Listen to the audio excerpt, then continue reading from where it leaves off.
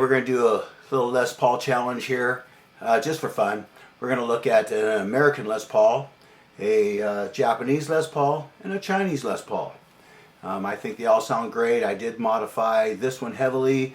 I replaced the pickups on the Chinese, but let's go ahead and look at it. Now this is a 1998 Les Paul Historic, American made, 58 reissue, fat neck, and they say they made the patented applied for pickups exactly like it. Some people believe they sound great. Let's take a look at it. So here we go.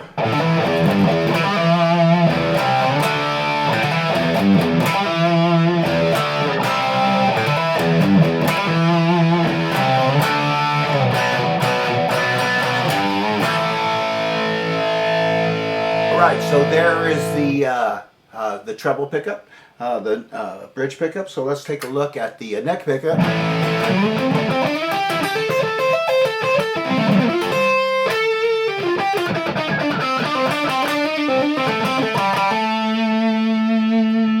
Alright, so I'm going to play the same thing on each of these guitars. So what we'll do is we'll take, this is a rock sound only. I'll shoot another video with clean sound.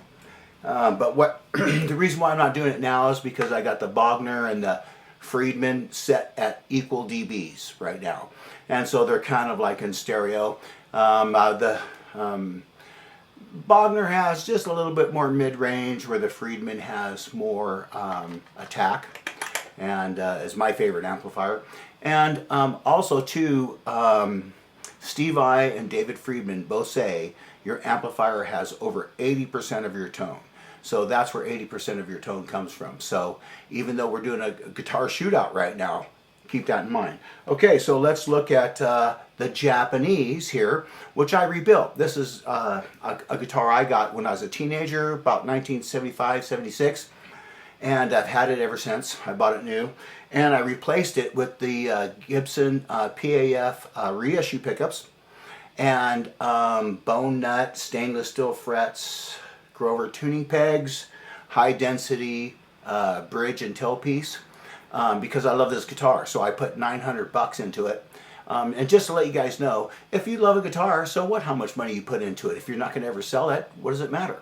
So anyway, so here we go. This is the Japanese with the modifications I told you about.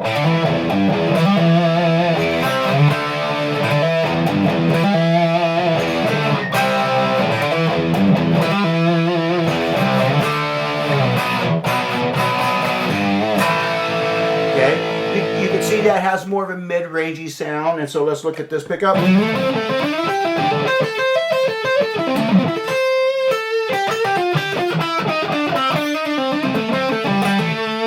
So pretty much throwing the same riffs in there. I'm playing the Styx tune there because it has some chords mixed in with single notation, so you can get a vibe of that. So there you go. There's the Japanese Les Paul. This guitar, I love this guitar.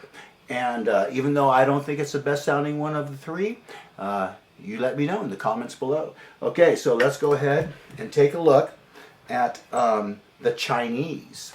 Now the Chinese, all I did up to this one, I would have liked to have done more to it before the video, like a bone nut, higher density bridge and tailpiece, but I didn't.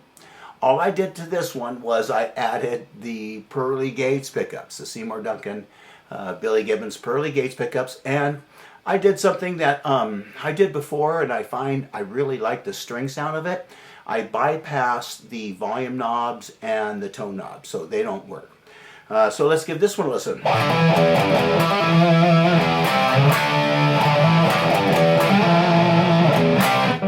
That was sloppy. Okay, let's try that again.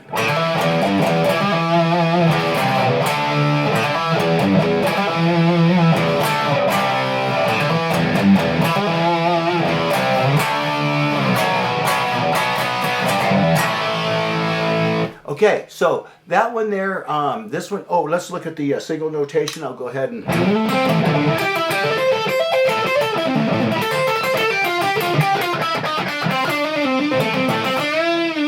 on the neck pickup there, so you can get the, the vibe there.